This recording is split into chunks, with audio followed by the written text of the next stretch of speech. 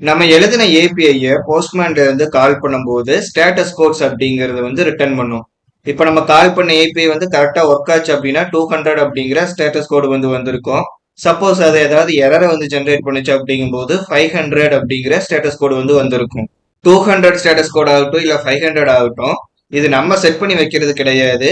இது பை டிஃபால்ட்டாவே அந்த ரெஸ்பான்ஸ் கொடுக்கறது. இது மட்டும் இல்லாம நம்ம ஏபிஎஸ் டெவலப் பண்ணும்போது வேற வேற ப்ராப்ளம் ஜென்ரேட் ஆகும் அப்படிங்கிற மாதிரி சுச்சுவேஷன் இருக்கு. அப்படிங்கும்போது நம்ம அந்தந்த ப்ராப்ளமுக்கு ஏத்த மாதிரி நம்மளோட ரெஸ்பான்ஸை சென்ட் பண்ணும்போது ஸ்டேட்டஸ் கோடையும் கஸ்டமைஸ்டா சென்ட் பண்ணிக்கலாம். நம்ம கஸ்டமைஸ்டா ஒவ்வொரு ஏபிஐக்கும் இந்த ஸ்டேட்டஸ் கோட்ஸ் எல்லாம் செட் பண்றதுனால ஃப்ரண்ட் எண்ட்ல என்ன யூஸ் அப்படின்னு பார்த்தோம்னா, நம்ம ஏபிஐ அவங்க கால் பண்ணி பார்க்கும்போது கரெக்டான ஃபார்மேட்ல இருந்துச்சு அப்படின்னா 200 அவங்களுக்கு சென்ட் ஆயிரும். சப்போஸ் அவங்க சென்ட் பண்ண டேட்டாக்கு அவங்களுக்கு இருக்கிற பர்மிஷனை பேஸ் பண்ணி நம்ம ஏதாவது ரெஸ்ட்ரிக்ஷன் பண்ற மாதிரி எழுதியிருந்தோம் அப்படின்னா அதுக்கு ஏத்த மாதிரி நம்ம டிஃப்ரெண்ட் ஸ்டேட்டஸ் கோடை அவங்களுக்கு சென்ட் பண்ணலாம். அப்படி அந்த கோடை பார்க்கும்போது அவங்க என்ன தப்பு பண்ணியிருக்காங்க அந்த ஏபிஐ கால் பண்ணும்போது அப்படின்னா அவங்களும் தெரிஞ்சுக்கலாம்.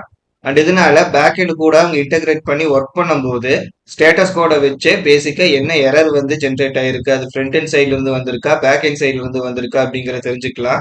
ஃப்ரண்ட் எண்ட்ல தான் இந்த எரர் அப்படிங்கறது அவங்க ஃபைன் பண்ணிட்டாங்க அப்படின்னா பேக் எண்ட கால் பண்ணாமையே அவங்களே கோட்ல அந்த எரரை கரெக்ட் பண்ணிக்குவாங்க. இப்போ நம்ம சென்ட் பண்ற ரெஸ்பான்ஸ் கூட எப்படி அந்த ஸ்டேட்டஸ் கோடையும் சேர்த்து சென்ட் பண்றது அப்படின்னு பார்ப்போம்.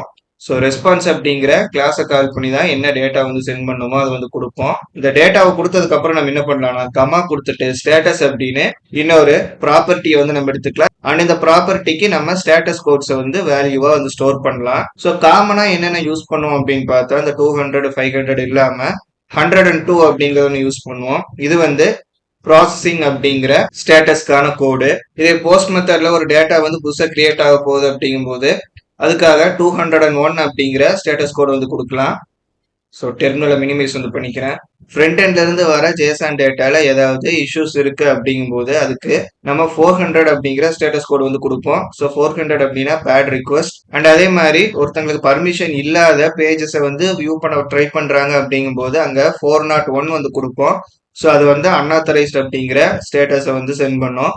இதே யாருக்குமே பர்மிஷன் இல்லாத பேஜை ஒருத்தவங்க ஓபன் பண்றாங்க, தடை செய்யப்பட்ட ஒரு பேஜ் அப்படிங்கும்போது அதை ஓபன் பண்ணா 403 வரும். 403 வந்துச்சுன்னா ஃபார்பிடன் அப்படிங்கிற மீனிங்.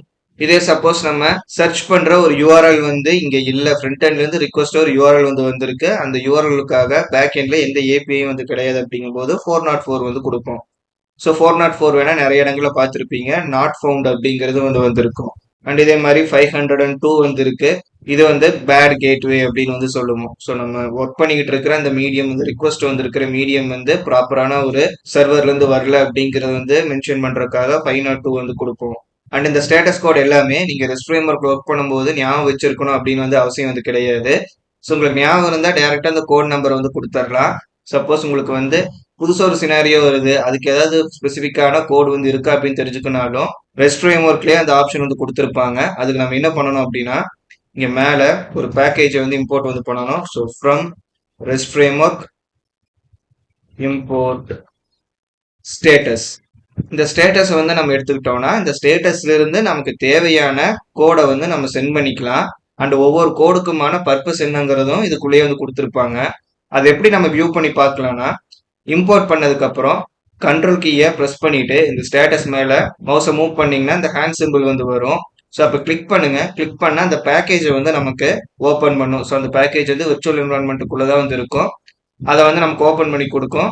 ஸ்க்ரோல் பண்ணி பார்த்தீங்கன்னா என்னென்ன ஸ்டேட்டஸ் கோட்ஸ் எல்லாம் அவைலபிளா இருக்கோ எல்லாமே இங்க இருக்கும். ஸோ இங்க இவ்வளவு ஸ்டேட்டஸ் கோட் கொடுத்துருப்பாங்க. இதுல உங்களோட சுச்சுவேஷனுக்கு ஏற்ற மாதிரி ஒரு கோடு இருக்கு அப்படின்னா அது எப்படி ஃபைன் பண்றது அப்படின்னு பார்த்தா ஸோ என்ன ப்ராப்ளம் ரைஸ் ஆகுதோ அந்த ப்ராப்ளம்க்கான நேம்ஸ் இங்க கொடுத்துருப்பாங்க.